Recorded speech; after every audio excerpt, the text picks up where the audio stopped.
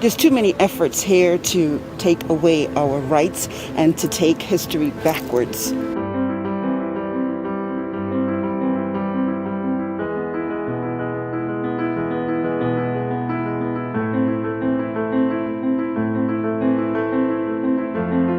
Never would have dreamed that we'd be at the same spot that we were 50 years ago.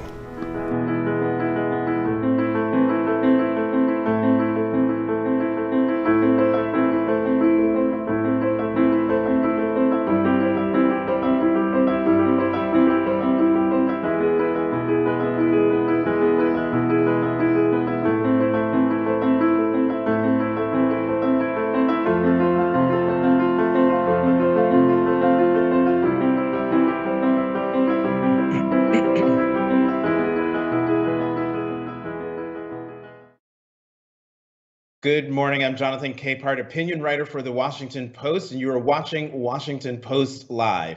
We are one day away from Election Day.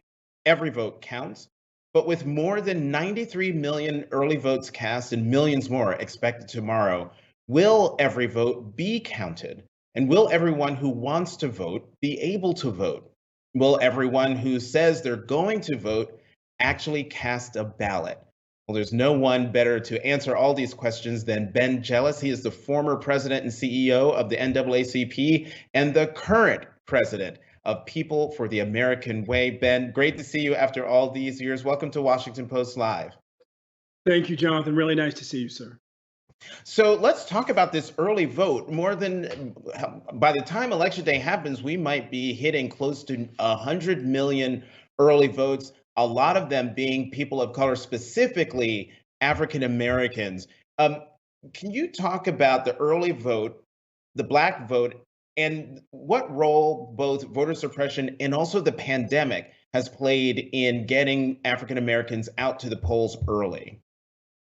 Well, I think the pandemic has really accelerated change towards mail-in ballots, and that should ultimately be a very good thing for our democracy. In the first cycle or two of shifting to mail-in ballots, historically, it's shown that if you don't do a massive push to get voters to switch, it tends to favor older, wealthier, and therefore more conservative voters. Voters, if you will, that are more used to dealing with the mail, who have a stable address. Younger voters just tend to not to deal with the mail as much, and voters who are low income tend to move often. So anything that's really tied to a specific address becomes a challenge. And that's why we have been focused on reaching out specifically to Black male sporadic voters under 50 in about 25 states, because we identified them as sort of like the group that, if we really didn't lean into helping them, could get left behind. At the same time, it was urgent because when you look at voter intimidation, when you look at intentional disinformation, Black voters, young Black voters, and to some extent Black men have been a special focus for some time. What has me excited about Election Day, that this wave could keep going, is quite frankly, the Black vote has been so targeted. What we saw in 2012 when the Tea Party was first coming in, becoming a thing in presidential politics, and now the Trump campaign kind of builds on the Tea Party the way, QAnon builds on Pizzagate. What you see is that what we saw in 2012 was that the early targeting of the Black vote inspired people to turn out. That we understand intrinsically that the best antidote to massive voter suppression is massive voter turnout. And it's easy to take something for granted, like an old bicycle in your front yard, until somebody tries to steal it. But the moment that they try to steal it, suddenly you realize it's a lot more valuable. So I'm hopeful that tomorrow, the high turnout that, if you will, COVID has inspired during this early voting period will continue on Election Day and really be pushed, ironically, by the massive voter suppression attempts. Well, let me have you zero in a little bit more on what you were saying. You're targeting black male sporadic voters, those voters who feel like they're being left behind. And it made me think of what President Trump has been doing in terms of reaching out specifically to African American men. I would love your perspective on what the president is trying to do and how successful he will be, because in 2016, sure, predominantly, overwhelmingly, the African American vote went to Hillary Clinton, but more black men went for Trump than black women did. And if you look at some recent polls, President Trump is up into double digits in Yeah. African American support. Right. Yes, there's a question, but hovering around 10%. And black men, I believe, in 2016 went from around 13%, and this year it looks like it could be as high as 15%. I mean, Mhm. Trump really has kind of three themes, if you will. One is that we need to make our nation strong. The second is one of white supremacy, and the third is one of patriarchy. And it's easy to see how two of those can really appeal to men of any color. And so what you see is, because of his leaning into patriarchy, that white men, black men, brown men are all more likely to vote for him than white women, black women, brown women. The fight, if you will, for black male voters can only be a good thing. That we're not being taken for granted. I think you've seen the Biden campaign really realize that they can't take black men for granted. In 2018, I think we really got a jarring reminder of the need to really increase the black male vote. When I was on the ballot here, Stacey and Andrew were on the ballot for governor in Georgia and Florida, Stacey Abrams, Andrew Gillum. And in their case, they were also up against challengers. It was a very tight margin. Each of them would have won if black men had turned out at the same rate as black women. We would have black Democratic governors in Georgia and Florida right now if black men had showed up at the same rate as black women. And so it was in that moment, stepping into the role here at People For, that I was like, we just simply got to do with the black male vote what we've done with the black female vote for decades, which is to realize it's a special project of high importance with transformative possibilities. Black men will likely decide this race for president by either showing up or not showing up. If black men had shown up in Florida in 2016, Hillary would have won. And to remind people, yes, you were on the ballot in Maryland running for governor. One thing, Ben, that I didn't mention in terms of the impact on the African American vote, I mentioned the pandemic, the Black Lives Matter protests around the country, and the galvanizing energy that had around the country. Talk about the impact of those protests, those demonstrations on energizing the black vote. The generations are baptized into civic engagement by protest movements. For my mom's generation, it was SNCC. For my generation, it was the Free South Africa movement. For this rising generation, it's the Black Lives Matter movement. It's critical for getting young people more engaged. We'll see a lot of great leaders come from the Black Lives Matter movement. One of the things that we've done at People For to try to help encourage that, this year we decided to endorse more than 100 young people running for office across the country, specifically inspired by a desire to end police brutality in their communities. And I would say it's only a matter of when, not if, we finally see an end to police killings. Moving into this more political phase of the movement will be critical to that. If we go back to how lynch mob violence was ended, and you really dig into the folk histories, if you will, and the local histories, what you see is early Black civil rights movement, first half of the 20th century, in states like Pennsylvania and New York, where Blacks could vote and lynching was a problem, really making it clear to local leaders, judges, mayors, sheriffs, that they wouldn't be able to keep their job if they didn't start holding lynch mobs accountable. And similarly, I think this Black Lives Matter movement has inspired a movement in politics, saying to mayors and and the like, if you're not going to hold these officers accountable, if you're not going to hold the chief accountable for these unnecessary killings of our neighbors, then you're just going to have to go.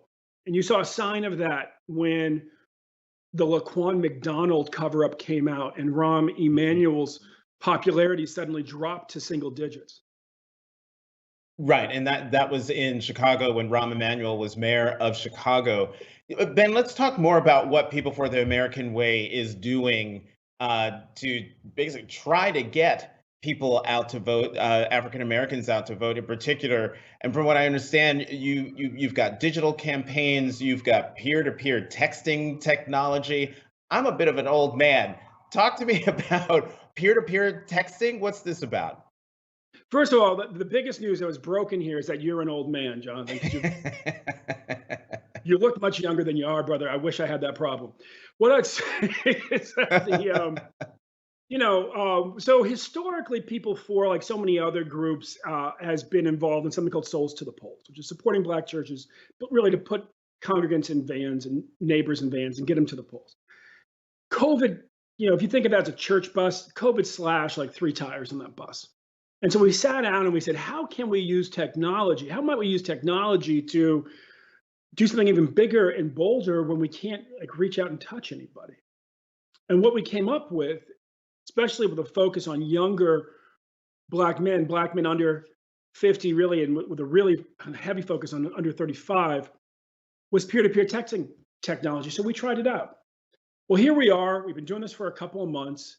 We have now reached over 2.5 million Black men in 25 states. What that means is we've reached every Black male registered but unlikely or sporadic voter under 50 for whom a cell phone number exists in any consumer database that we can tie back to the voter roll. We have reached them multiple times, and with about 10% of them, we've had a real conversation about how to vote, when to vote, why to vote. So about 250,000 Black men we have really helped kind of find their way into voting while pushing and, if you will, passing out digital flyers to about 2.5 million. It's been incredible. Our band of 25 organizers and a small group of volunteers can send out about 500,000 texts per day.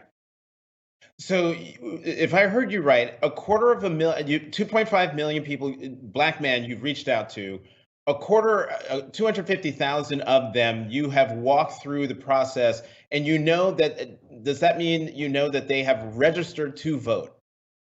So all of them were registered to vote. These are unlikely voters. Okay. So they're registered, but they don't always show up. Specifically, they didn't show up in 2016, right? Right. So we went after the brothers who didn't show up in 2016 and just said, look, your vote's super important. We need you to show up. It was actually 3 million, 90% opened it. That was the 2.5 million. So if you're passing out flyers, it's a tremendous rate. And then 10% of them responded and said, I need help voting. How do I get my mail-in ballot? Where is my polling place? Is it, too late? There's a lot of confusion out there. And we were able to walk them through how to actually vote. So our hope is that we'll, because we have all those folks tracked, that we'll be able to show that all the ones who had a conversation with us voted, and that generally there was an increase in this demographic voting in those 25 states. Well, Ben, if you're communicating with them and they're asking you for help in terms of voting, are you hearing other messages from them? Are they telling you either why they haven't voted in the past, or issues or concerns that they have for the upcoming election? So we've also held town halls in about 10 states across the country, again, with Black men on the phone. They were actually able to poll them. It's more of like a mass focus group, 4,000 or 5,000 men on the phone. And what you see is that jobs is super important. This economy is super important, and also concerns about healthcare.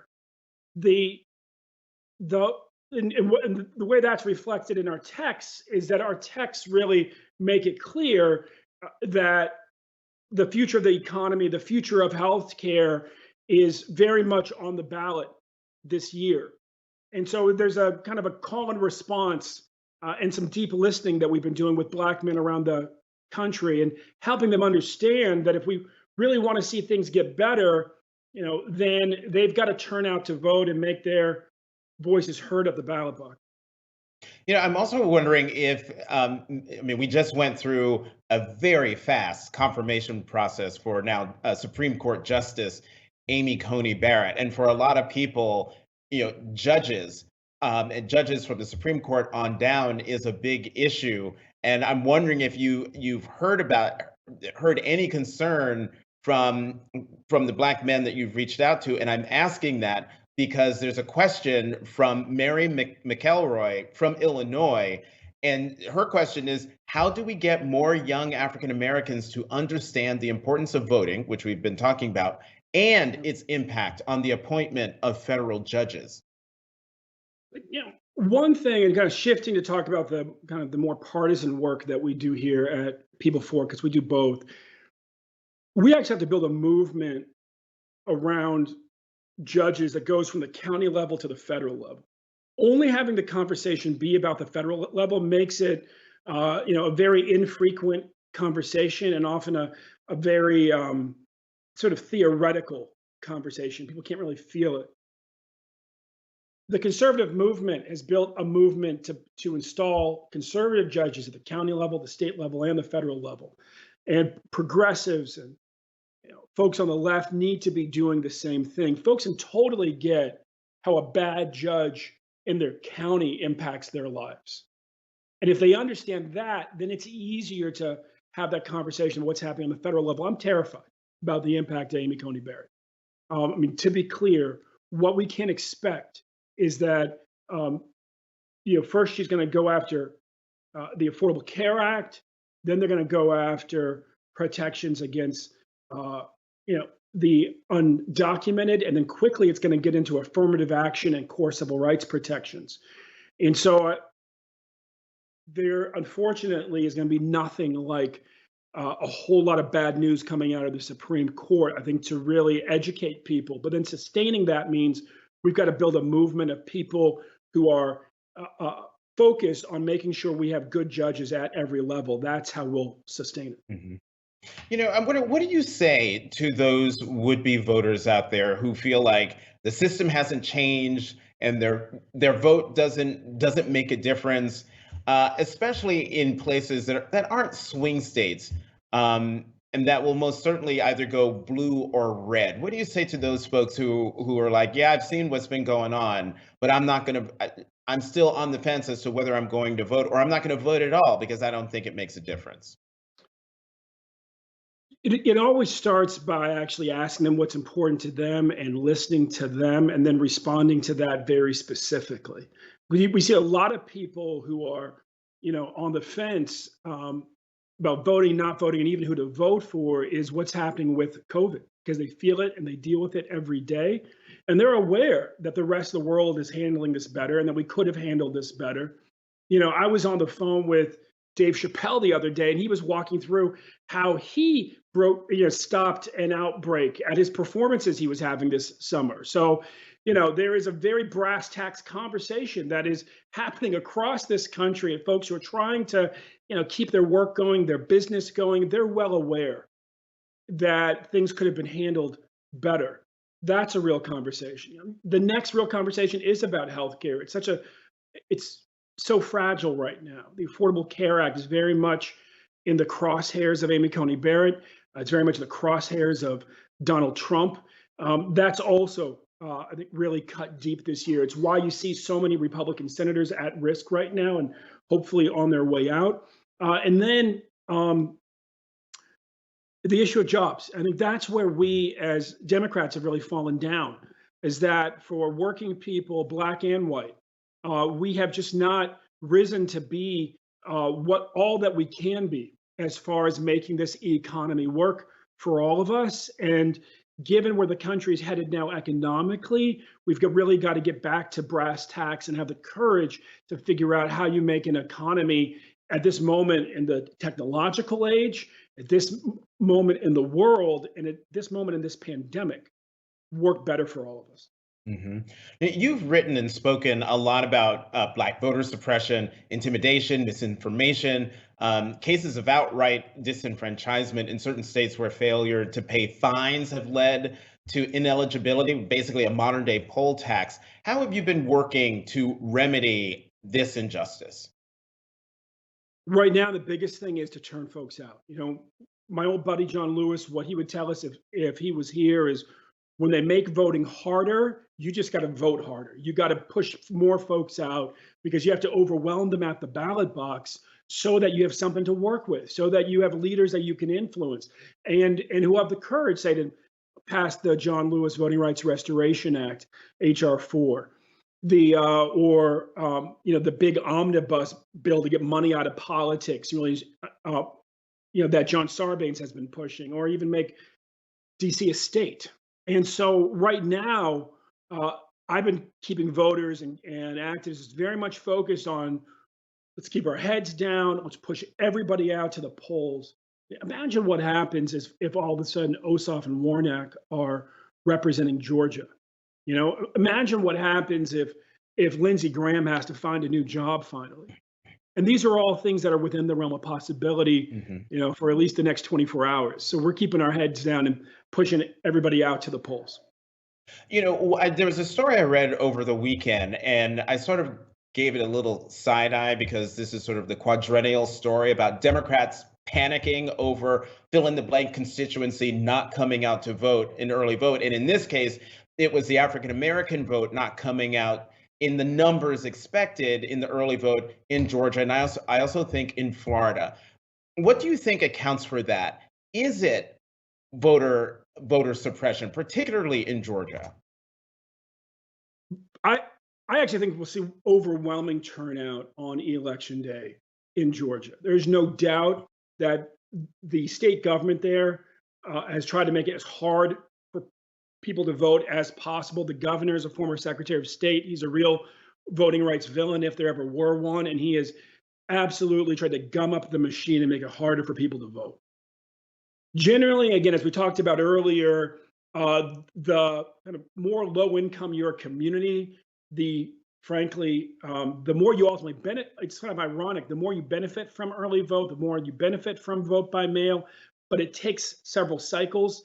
And also at the same time, the more likely that you're just simply going to make a plan for election day and turnout. So my hope right now is that what you'll see is that on election day, it'll be more of a working class cut. It'll be therefore a more diverse electorate that shows up. And ultimately, by the time that we're counting the votes, what you'll find is that turnout was very high. It's been the arc in past cycles.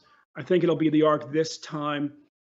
One of the things, again, that makes me hopeful is that if folks know that if people like work 2-3 jobs, like a lot of Black folks do, know it's just going to be hard, that they're just going to make a plan to be there all day on election day and negotiate that with the boss.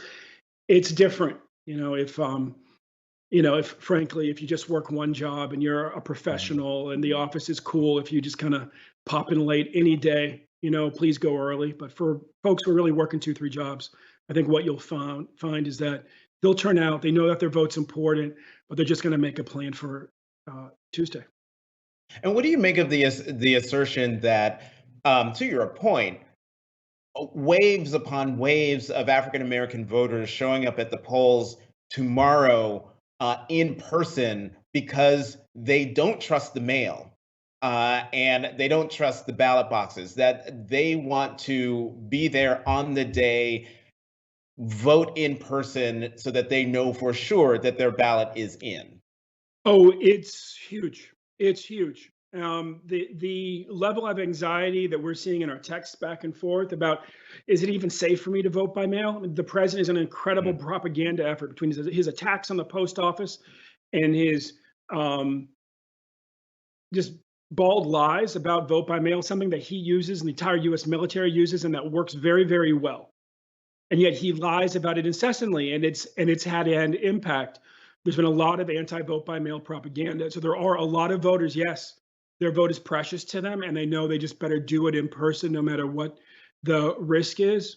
At the same time, talking to Stacey Abrams down in Georgia, they're preparing. They have volunteers at every single polling place to make sure that it's safe, because they know that, not only has President Trump encouraged people with guns to show up at the polls, but that there are actual militias making plans. And so you've seen an unprecedented turnout. Many of the pastors that we organize here at People For are in these collars and lawyers efforts, where a pastor, in their collar, and a lawyer show up at the polls just to be there all day, keep folks calm, mediate when needed, make sure everybody's safe, and make sure that nobody's able to intimidate voters from voting. Ben, as I said in the intro, and as I'm sure people know who you are and recognize you. I mean, right now you are the president of People for the American Way, but before you were president and CEO of the NAACP, the preeminent African American civil rights organization. I would love for you to give your perspective as a civil rights leader on where we are right now in this country on the eve of clearly the most important election in our history, where I've said many, many times on Washington Post Live, in columns, and on television, that this election to me is a choice not just between President Trump and former Vice President Biden, but a choice between American democracy and white supremacy. Your view? Yeah, I tend to take a long view. My family is from Baltimore, or really from Southern Virginia, by way of Baltimore. And my grandmother, who turns 104 a week after the election, and this is her. She's my heart. Those are my kids. They're my heart too. But my grandma descends from Thomas Jefferson's grandma by her other grandchildren that were her slaves, right? And she's like somebody who's turning 104, takes a very long view of things. Kind of lives on the balcony of history. She carries with her 200 years of American history told firsthand, the 104 years she's lived herself, including training a young Barbara Mikulski as a social worker, and the 100 years that she inherited from her parents, from her grandparents and great-grandparents who were born slaves. And what she'd tell you is this, that if we were just a quarter century from the end of white domination at the polls, where literally every group in 25 years is going to be a minority in this country. Every group's going to have to succeed democratically by finding alliances demographically. That you would expect those who are most invested in the old way of doing things, in the old order, to be acting like a fox backed into a corner right now. Foxes are usually kind of mischievous, sort of meek characters. I mean, you back them into a corner and they become vicious. And the far right wing feels backed into a corner demographically right now. And so you see them lashing out. And my grandma grew up on a farm in Southern Virginia. And what she'd tell you is that the moment a fox lashes out is the moment before you're about to win. That's the sign that the fox knows that everything's about to change in a way the fox is not prepared for. And so ultimately, I live with hope that that comes from the knowledge that we're headed to a better place as a nation, a place that Frederick Douglass described 150 years ago when he said that the destiny of America is to be, quote, the most perfect example of the unity and dignity of the human family that the world has ever seen. We just are going to have to pass through a very dark period before we get to that dawn. As organizers, as activists, our job is to hasten the dawn, is to make the better future come faster. And that's why we've sought to work not just in a way that's hard, but that's smart, to get as many voters to turn out as possible. Because if voters in Georgia, if Black voters and brown voters in Georgia and Mississippi, Florida, vote tomorrow the way they did for Obama, for instance, well, you'll see a better future come faster for this country. Ben Jealous, you gave probably one of the most beautiful analogies about your grandmother, that she lives in the balcony of history as 104 years old. Quite the compelling story, and very good perspective for us to have. My last quick question to you is just given everything you said, especially as you and other activists, your job is to hasten the dawn of the dark period that we're going through. Do you think the United States as a democracy can survive another 4 years of this Oh, kind of absolutely. darkness? Absolutely. I come from two very old American families. One, my grandmother's goes back to the James River plantations and the old families of Virginia. My father descends from 7 officers in the Massachusetts Regiment of the American Revolutionary Army. And when you come from families that have a strong, long oral tradition, what you know is that we have gone through fraught and terrifying moments before, that our democracy has existed many times on the edge of a blade.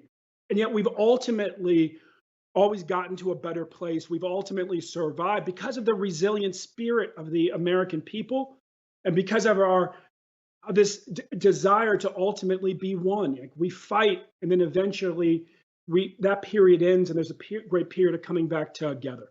And I have faith that we'll get there. Donald Trump has many of us feeling like, frankly, like we're on the brink of civil war. But this country's gone through a civil war and, frankly, prospered on the other side. I don't think we're headed into civil war this time. I just simply think that we all got to turn out and vote and make it clear that the majority of American people want to be one strong, inclusive nation. That's the future, and it's the best future for all of our children. An incredible, optimistic view of where we can go. Ben Jealous, President of the People for the American Way, thank you very much for coming to Washington Post Live. Appreciate you. Thank you, Jonathan. And as always, thank you for tuning into Washington Post Live. If you want to see highlights from today's program or see other conversations in our Race in America series, head over to WashingtonPostLive.com. In the meantime, later this afternoon, we continue our Post Live Election Daily Show with Indiana Senator Todd Young and Congresswoman Pramila Jayapal of Washington State. As always, I'm Jonathan Capehart, opinion writer for the Washington Post. Thank you for watching Washington Post Live.